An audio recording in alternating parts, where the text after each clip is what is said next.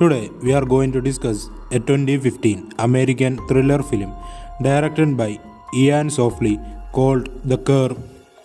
It stars Julian Hogg and Teddy Sears. Mallory is a bride-to-be on her way to her wedding rehearsal in Denver. On her way there, she video chats with her sister Ella. Ella explains that she hasn't purchased her plane tickets yet because she wants to be certain that Mallory is truly in love and satisfied with her decision. Mallory answers by pretending to be joyful and hanging up the phone. Her automobile breaks down a few minutes later. She attempts to contact AAA but unable to do so due to a lack of service. Mallory notices a man, Christian, as she tries to change her clothes near the back of the car. She explains predicament to him. He starts her car for her and she begins to drive away but stops and offers him a ride out of guilt. Along the way, he begins to act strangely. He discusses how fate brought them together and how it was supposed to be this way. She comes to a halt and tells him to exit, but he pulls out a knife and orders her to continue driving. She discovers he isn't wearing his seatbelt and attempts to kill him by slamming into a guardrail near a curve.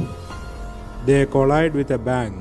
When Mallory wakes up, she discovers the automobile is turned upside down. She unbuckles her seatbelt but is unable to go due to her leg being pinned in the seat. Christian gradually awakens and tells her she must get herself out of this situation before leaving her. Mallory wraps herself in a hoodie and finishes the last of her water bottle. Christian returns the next morning and eats and drinks in front of her. He remarks on how fate is a strange thing. Rats enter the room that night and swarm her. She eats a strip of meat from one of them and drinks hair on pee after killing one of them. Christian returns and informs her about the family he is kidnapped. After that, he hands her a saw. Mallory believes he gave it to her to cut through the door, but he tells her he doesn't expect it and that she will die if she doesn't cut off her leg. A tremendous rainstorm strikes that night and Christian arrives to say goodbyes, but she punches him and throws his car keys outdoors where he cannot find them. A police cruiser approaches from the curve and the officer offers Christian a ride.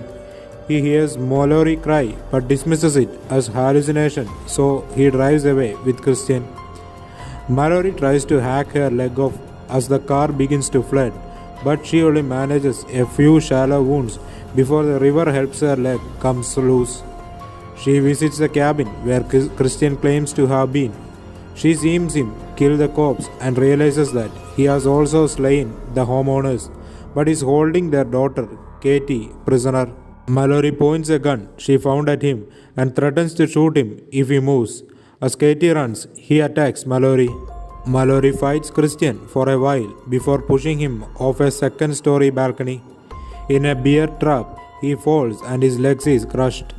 She limps downstairs, handing him his knife and telling him she will give him the same chance he gave her. Christian dies as a result of his wound. As the front door slams shut, Mallory limps down the road with Kate.